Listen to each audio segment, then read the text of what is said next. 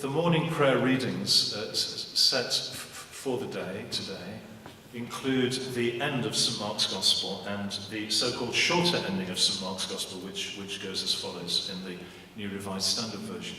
And all that had been commanded them, they told briefly to those around Peter. And afterward Jesus himself sent out through them from east to west the sacred and imperishable proclamation of eternal salvation. Today's address will focus on two places: on passers-by in Church Street, Liverpool, answering questions, and on the BBC News this morning. In Church Street, an interview crew sponsored by the Archbishop's Evangelism Task Group, and some of you will have heard me speak of this before, asked passers-by who were not involved with the church what they thought of the church and what they thought of the Lord Jesus Christ. None of those interviewed was a church person, though it is a different question as to whether or not they were a Christian, and I shall return to that in a moment.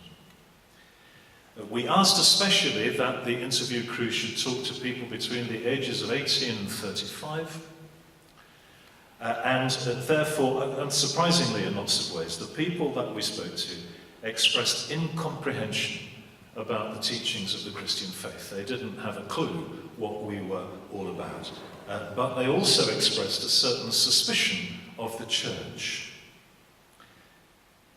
If we had asked these same people or their equivalents 10 or 15 years ago, they would have said, because that work was done, they would have said, we don't like the church that much, or we don't know much about the church, but we do like Jesus Christ. We do understand Jesus, and that's because most of the people that you would stop and talk to of that age group in those years, 15 years ago, something like that, would understand what the Christian faith is about, probably because they learned it at school, or perhaps because they learned it through their parents, or maybe even because in those days it was just the end of the time when people took their children to Sunday school, even though they themselves never went to church.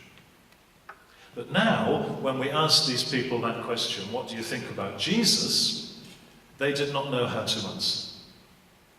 Because they don't know much about Jesus, and all that they do know about Jesus, they know through the church. And so if they're suspicious of the church, they end up being suspicious of Jesus, and they think that Jesus is a Christian, which, of course, in the famous words of the title of a book by Archbishop Desmond Tutu, Jesus is not a Christian. Jesus is our risen and ascended Lord. We're the ones who are Christians, who follow him. They thought that Jesus was a Christian, and therefore they thought that as a Christian, Jesus had what they thought Christians had, certain attitudes about certain things. And for many of them, they weren't that keen on Jesus because they weren't that keen on the church's attitudes to certain things. So those conversations in Church Street started on thin ice, and there was a certain delicacy to the conversation. But as things developed, and some of these conversations were filmed, as things developed, they got better. Because the interviewees did have good things to say about the church, in particular in two areas. And colleagues who've heard me in the last week or two speaking will forgive me for some repetition here. Firstly, people praised our involvement in food banks, in debt advice centres, in offering pastoral care for neighbours, in looking after people in need. The kind of thing, although this happened after these interviews, the kind of thing we saw on TV, for example, when the Grenfell Tower fire came in London, and you saw a church just within a few yards of the tower block opening its doors, and you saw the Bishop of Kensington speaking on behalf of and caring for and walking with those who had been displaced and whose relatives had been killed. They praised our involvement in things like that. They remembered Bishop David Shepherd and his struggle with Archbishop Derrick for the unemployed. They remembered Bishop James and his struggle for the rights of the Hillsborough families to see justice done. And again, this has happened since these interviews took place. But I am sure that if we did those same interviews today, there would be a few, just a few, who would remember what we have said in our generation about the cumulative impact of benefit cuts, or in this last week or two, about the woeful impact of the imposition of the universal credit rollout on regions which are not ready for it, and the consequent poverty that brings even to the poorest. People were grateful for those aspects of the church's life. And secondly, people were glad that church buildings existed and were open, so that, as one or two of them said, they could go in and be quiet, or they could get some perspective on things. And a number of them, because this was in Liverpool city centre, expressed gratitude that the cathedral church was open, and that the cathedral church didn't charge people to go in, because they wanted to go in and just be quiet. And when I worked for the National Church of England, we did a survey which indicated the astonishing statistic that it was robustly backed up, that getting on for 84% of the population go into a church, if it's open, once a year at least, in order to be quiet. They didn't talk about Jesus. They didn't even say they were going in to pray. But they did say that they were going in to be quiet. Those two things helped the conversations to improve in Church Street. Justice and wonder. And people were glad, and a number of the young mums and dads that we interviewed, or that they interviewed, said, I'm glad that my kids can find out about how to be quiet. I'm glad that my kids can learn about the Christian faith. I don't particularly want to learn about it, but I'm glad that my kids can. Because, as they said, it's important that they should make their own minds up, and it's important that they should know what it is that they would be saying yes or no to. Justice and wonder, and a concern to make sense of life for your kids. And all of that led them to be open to what Christians might have to say. And a few weeks ago, in the British Social Attitudes Survey, which is not strictly speaking a government thing, it's certainly not a church thing, it's a substantial piece of academic research which is repeatedly done so that we can see how the social attitudes of Great Britain are changing. In the most recent survey, you may have seen this in the news, much was made of the fact that 53% of people, when asked, said that they were people of no religion. And the BSA, the British Social Attitudes Survey, asks all kinds of questions about all kinds of different things, but they themselves decided this year to major on that the numbers of people who said that they were members of the C of E was declining, and that the numbers of the people who said that they were of no religion was increasing to the extent that it's now more than half of those who were asked. And I was asked, as bishop, and a number of my colleague bishops across the country were asked to respond to that by the media and also by the church press. What do you think about the fact that people don't seem to want to associate with the Church of England anymore, and that lots of them are people of no religion? And the resultant headline in the Church Times read, "Bishops unfazed by latest statistics." And that was, strictly speaking, true. It doesn't worry me that the kind of person who, in the 1950s, when I was a child, would have gone into hospital to have their appendix out, and would have been given a form and asked, can you just tick this box on religion, would have ticked C of E. It doesn't worry me that that person now might tick no religion. Because when they ticked C of E, it did not mean that they were a disciple. It just meant that the default position for people of no religion in the 1950s was that you were C of E. As it is, only 15% of the population now associate themselves as members of the C of E. In the United Kingdom, there is something like 65 million people. 15% of that number is just between 9 and 10 million people. In our churches, every Sunday morning, there is around 1 million people. For every person in church, there are another 10 people who will still say that they are C of E in a nation where it's not automatic to say that. In other words, there is a fringe. and the fringe is nearly 10 times as big as the core. And beyond that fringe, there is this large number of people who say they are of no religion.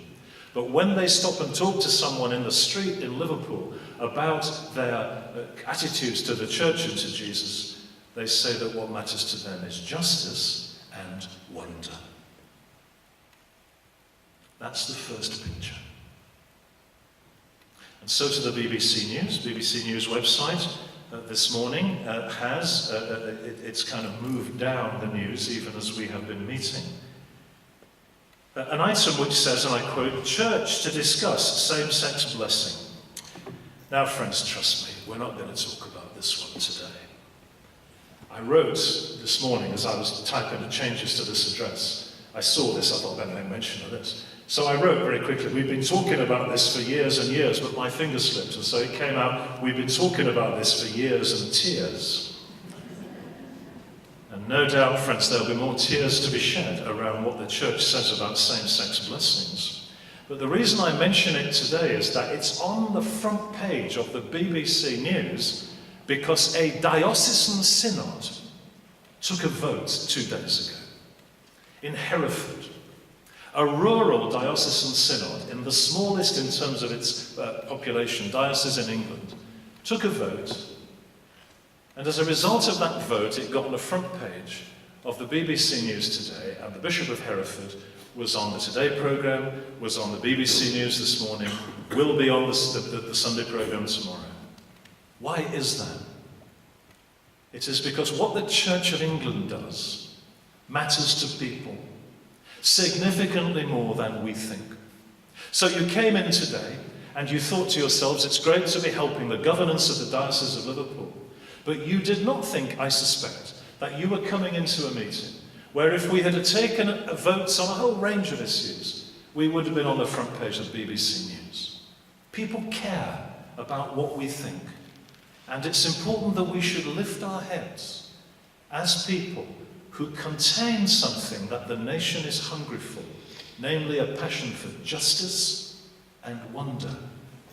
And that in the particular case of same-sex marriage, people are interested to know what we think on the grounds of justice, and they're interested to know what we think because somehow they believe that marriage and blessing makes a difference. In other words, they believe that what we have to give is something that is worth receiving. I make no judgment today on that issue, but I underline for you, friends, that people are interested and hungry to know, and that puts us in a very particular place.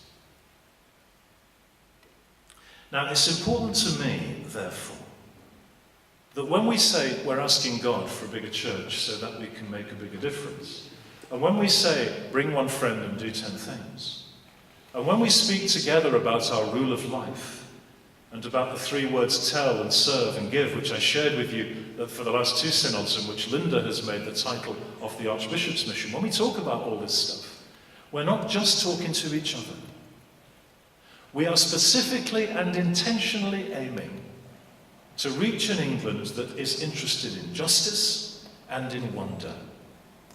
And we're saying to those who are interested in wonder, we have a name for your wonder. You may wonder about something that's terribly vague and woolly. You may think, and just in parentheses, you may well know this, but there are, on the National Religion Census, the last census, more people wrote in under other that they were Jedi Knights than wrote in that they were humanists. There are more Jedi Knights in England than there are humanists. And those Jedi Knights, if you ask them, what on earth did you write that down for? Some of them will say, well, it's a joke. And some of them will, when you push a bit harder, say, well, it's all about the Force. We want the Force to be with you. And we can say, as St. Paul said in the Acts of the Apostles, what you so ignorantly worship, that I proclaim to you.